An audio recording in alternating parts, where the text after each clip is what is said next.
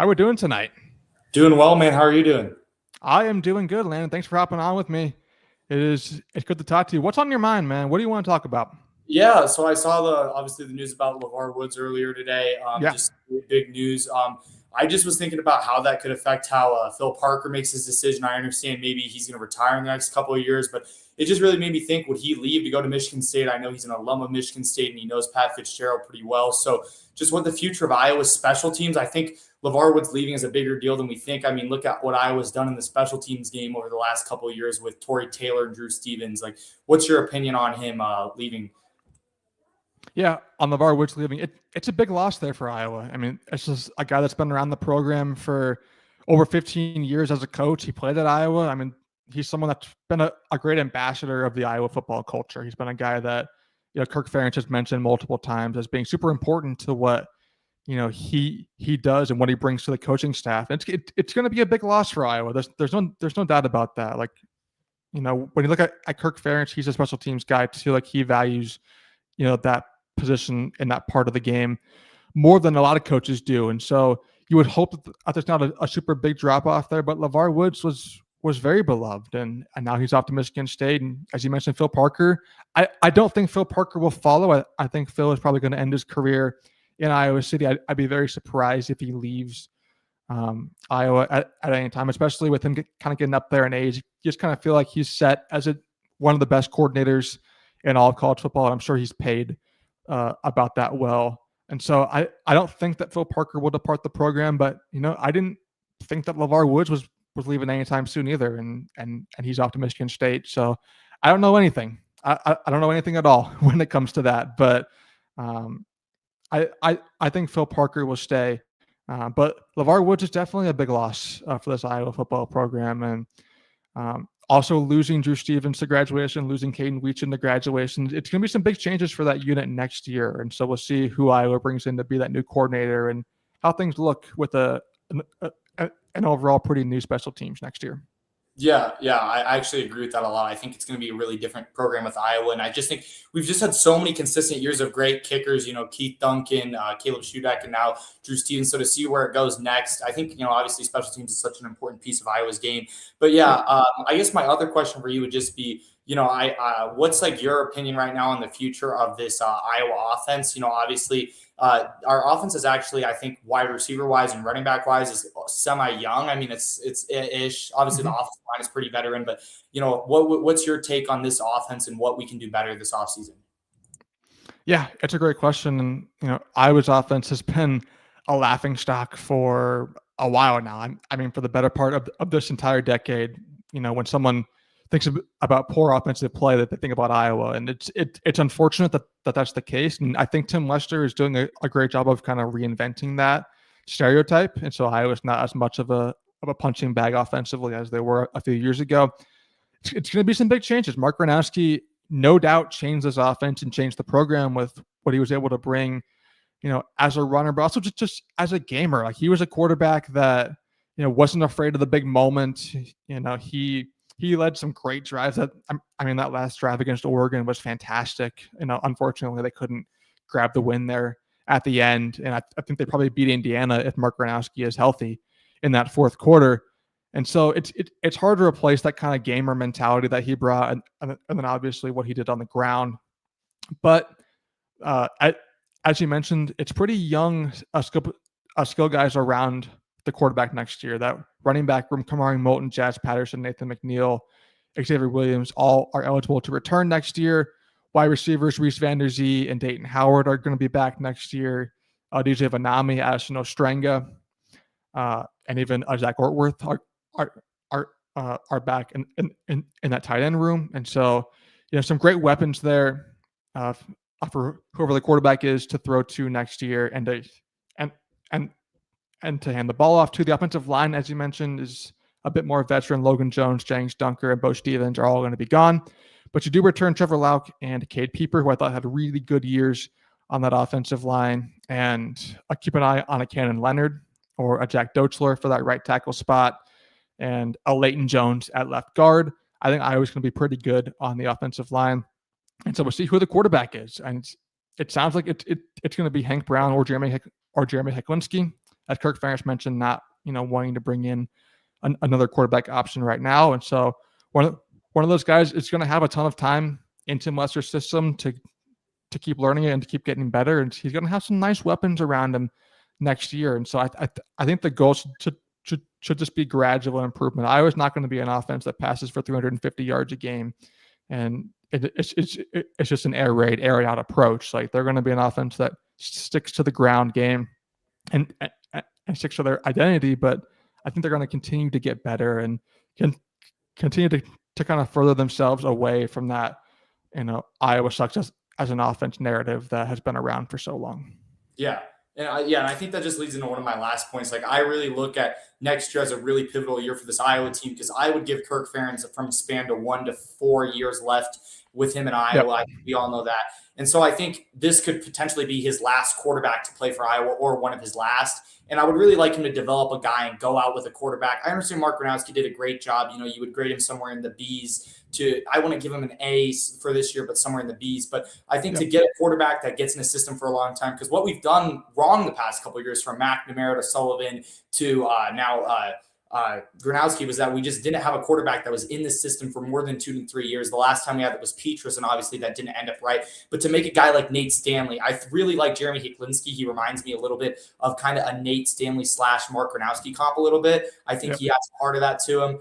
But I just think when you look at this 2026 schedule, it's hard. It's not as hard as this year, but I think Iowa could find a lot of success depending how the schedule turns out to look format-wise. So if they bunch up the Michigan-Ohio State games like right next to each other, I don't know when the schedule comes out, but I'm really curious to see what it's going to look like when it comes out. Yeah, I'm really curious about that too, because it's those two games that are really the most difficult when you look at Iowa's schedule next year. They get Ohio State. I think they get them at home this or next year, which will be good. Which is great that they don't have to go to the shoe to face Ohio State again, but they do have to go on the road to Ann Arbor.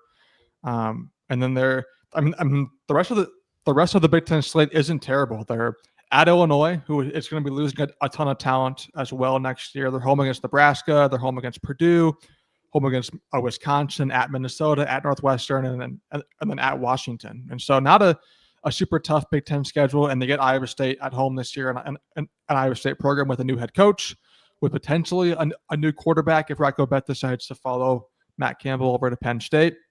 And so I think it's setting up well for at least 9 wins. I would say anything less than 9 wins right now. It's still so early. We don't know what the roster looks like. We don't know who's going to break out in camp, or who's going to leave or come in. But I would say just initial looks at the 2026 schedule, anything less than 9 wins would feel like a failure right now, because I look at home against Ohio State, at Michigan. Even if you lose both of those games, I think every other game is very winnable. At Washington could be tough.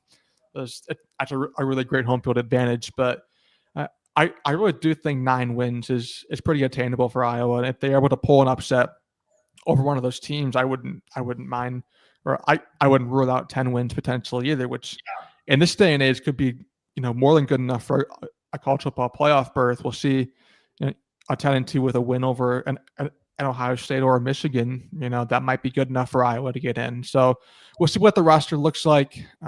But as to your thought with this potentially being Kirk Ferentz's last quarterback, it's a really good thought. I hadn't really thought about it like that, because I do think he's only got a couple years left here at Iowa. And Jeremy Hiklinski is kind of my guy that I'm eyeing. Me too.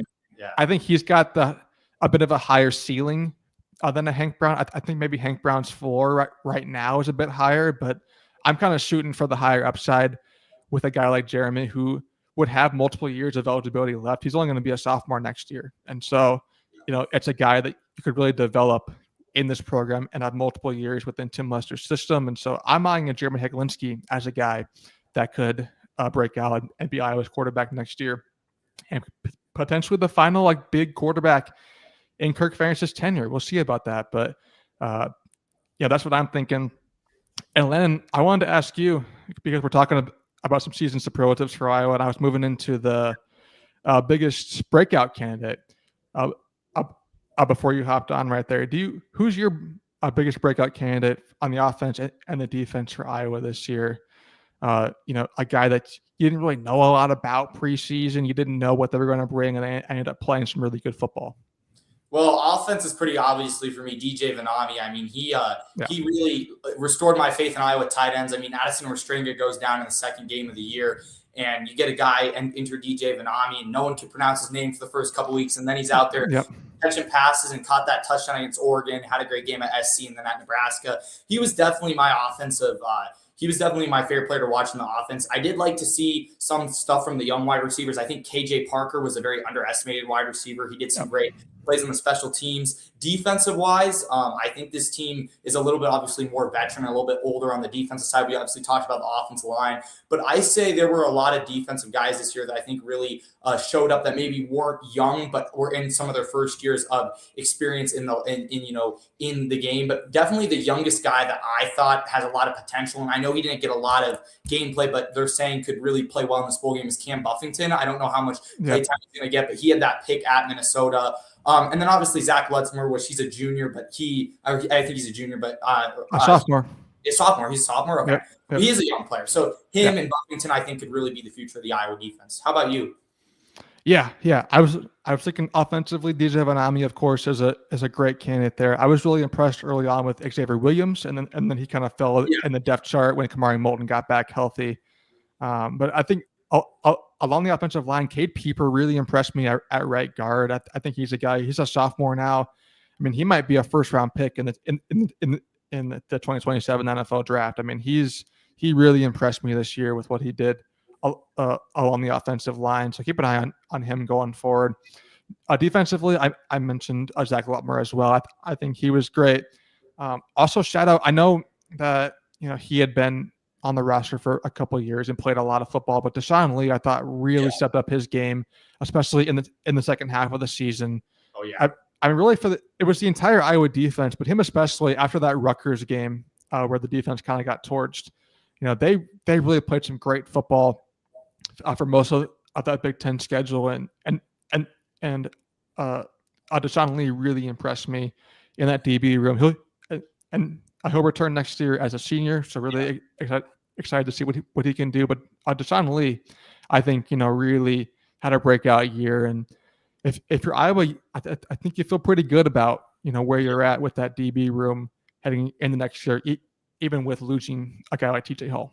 Yeah, you got to feel really good, especially because when you look at this year's team, you look at the way the season was so cool because at the beginning of the season, you were like, is this even Iowa's defense? They were allowing big plays. They were, they allowed Rutgers to score 28 points on them. And for a while, I didn't know if they were going to stop Rutgers on a drive. But the way that, this season just felt so weird because it's like the first couple weeks up until the Indiana game, you're 3-2 at the end of September. And you're like, this might end up being a 6-6, 7-5 season. And then you go undefeated in October and you're like, we could make the playoffs. And then you kind of fall back down to earth. So the way that I think Phil Parker and Kirk Ferentz, the thing that we always forget as Iowa fans is Iowa starts off season so slow. You cannot expect them to come into week one and look like their best. They're built to play November football. And I think we forget that so much, and we expect them to go and blow out all these teams. And I think it hurts because we're not at our best in week two when we play Iowa State, who I don't know how good they're going to be next year, but the past 2 years, they have been better than us. I don't think overall as a season, I think we were better than Iowa State this year and last year,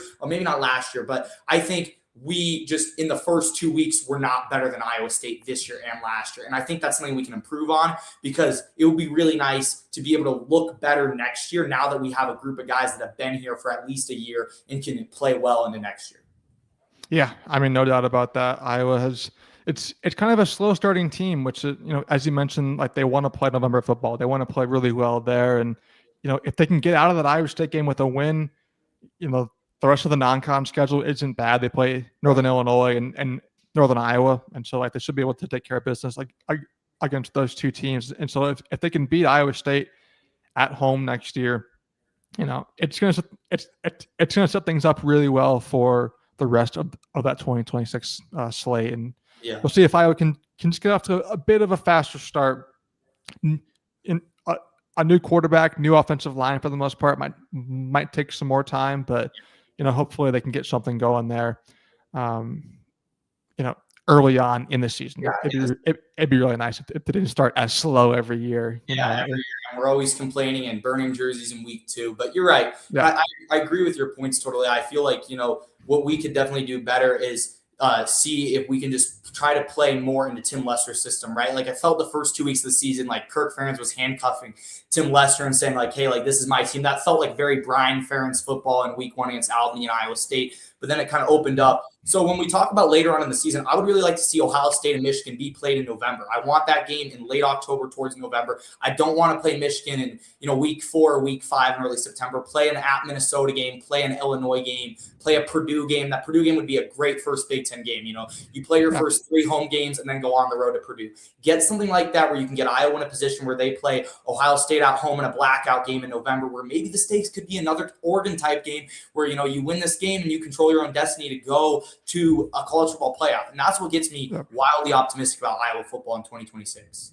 Yeah, no, I'm super pumped, and I'm excited to see who they add in the portal, especially along that defensive line. They're going to need a lot of work there with the guys leaving and potentially wide receivers as well to add. But I think it's going to be a fun year for Iowa next year, and 2026 is really setting up well, assuming that they can get some of these needs in the portal filled here in the upcoming couple months. One more question for you, Landon, because I'm going to go into it here at the end of the show. Who's your overall MVP? Offensive, defense, special teams, coaching staff, mascot, whoever you want to call out here for Iowa football in 2025. Who stood out to you the most? That's a good question. I would definitely put Mark Gronowski up there, but I feel like he just was a little bit inconsistent this year. And I feel like I definitely think this is kind of like, I guess this isn't an underrated pick, but I really feel like Logan Jones showed up in every single game. I think it was either the USC or Oregon game. He got hurt for a bit, one of those games, and he came back in the game. And I just think like we take for granted how good our offensive line is. Like if you remember 3 years ago in 22, we were struggling to even run the ball. And so now like when we get mad when we only get 3 yards of play or something like that, like we are so lucky that we have such a great offensive line. So I would say Logan Jones, Bo Stevens, some of those guys, they just really played their butts off this year. And I would say they were my offensive MVP. But it's so hard to think of an overall MVP because I feel like every single guy this year had a time where they played some of their worst football and some of their best football, right? Every guy had a game where they just didn't play as well. But I would probably say maybe even overall, some of that offensive line just deserves the MVP for this season because we don't win the Penn State game. Everybody says we don't win the Penn State game without Mark Gronowski. That's true. But I also don't think we win the Penn State game without our offensive line. There were so many games this year. So, yeah. Yeah. No, I am with you 100% there. I'll throw a shout out to Caden Weechin as well for that overall MVP. I think he was, a game changer. Every time that he touched the ball on a return, like you thought he was going to score. And I think it's some extra motivation for both sides of the ball. If you're the defense, you wanted to get that stop on third down to give him a chance to return a punt. If you're the offense, like you're waiting to see where you're going to start with the ball because Caden Weechin is probably going to get you an extra 10, 15, 20 yards, every time. And so I feel like if I had to pick one guy, it would be Caden Weechin. But as you mentioned, like everyone on this team stepped up and on this season.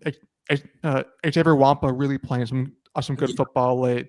Zach Lutmer playing well. The linebackers getting better every week. The offensive line doing great work. DJ Vanami stepping up late. Like it's really an overall team effort, as you mentioned, Landon. And so it's hard to pick an MVP, but Caden Weechin, I thought, had a really one hell of a season for Iowa. Any last thoughts from you, Landon, on this bowl game? Do you have a prediction? Does Iowa finally get that ranked losing streak off their backs? Yeah, I've been really – this bowl game when it first got it intrigued me because I was like – I wanted Iowa, Texas, but once Texas beat A&M, I was like, okay, we'll take Vandy. But just this is like very, people say these are two similar teams, and I see it with their coaching staff, but I don't really see it with the offensive, right? You got a cocky guy in Diego, and you got a more Mark has some cockiness to him, but it's more of a humble, hardworking guy. Both of them have played at the non-division high level before, so it's just going to be two guys going at it. Originally I was like, I think Vandy's going to win, but as these weeks have gone on, I feel like Iowa has been such a good team this year. When they're the underdogs, even though they haven't pulled out a lot of those games this year, I think this is the one where Iowa gets it done, and I can see this one coming down to a Drew Stevens field goal or something crazy. It always has to be something crazy, like the defense gets a late pick with 2 minutes or so to go, and Iowa marches down the field and wins the game. I got Iowa winning at 27-24. But again, thanks so much for having me on today, Zach. I run a smaller YouTube channel making Iowa Hawkeye content. I'm a young Iowa Hawkeye fan, diehard Iowa Hawkeye fan. So hopefully I can call into the show more over winter break. But I really appreciate what you do, man. As always. And what's your YouTube channel? Oh, yeah, my YouTube channel is Black and Gold Take with Landon Rank. So so maybe we can collab sometime. Of course, let me know, Landon. I really appreciate you hopping on, and would love to have you. Yeah, what's the way over winter break? What's the way I could contact you real quick?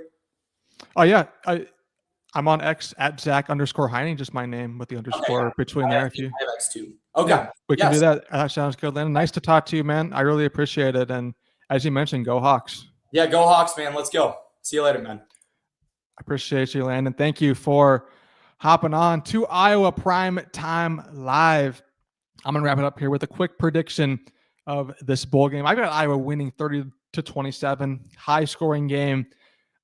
Iowa's due. They are due for a ranked win. They have played some really good football against ranked opponents this year, just haven't gotten that final result.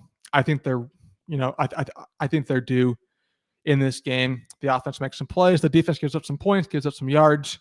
But overall, they do enough to get the job done. Iowa wins 30-27, gets the bowl game streak off of their the ranked losing streak off of their backs, and they can look ahead to 2026, which will be a very fun season. Kelvin Fisher says Kirk will stay until he breaks Woody Hayes' Big Ten conference record. I could definitely see that. No doubt about that. Tim says, I think Kirk will coach and finish after his 30th season or coach until he's 75. 100%. I think Kirk he's got at least a few more years left in him. So Iowa fans will get to enjoy that for sure. Thank you to everyone for tuning in to the show. Thanks. I thank you to Landon for calling on to talk about Iowa football. Next Thursday is Christmas, and the Thursday after that is New Year's Day. So there's not going to be a show next week because of the holiday. And maybe I'll probably end up doing a New Year's Day edition of the show with, our reaction to the bowl game. So we'll see you again in 2 weeks then for that Iowa post game or Iowa bowl game reaction. Thank you, everyone, for tuning in to Iowa Prime Time Live. I will see you all in a couple of weeks. But until then, enjoy your holidays, enjoy your breaks, and as always, go Hawks.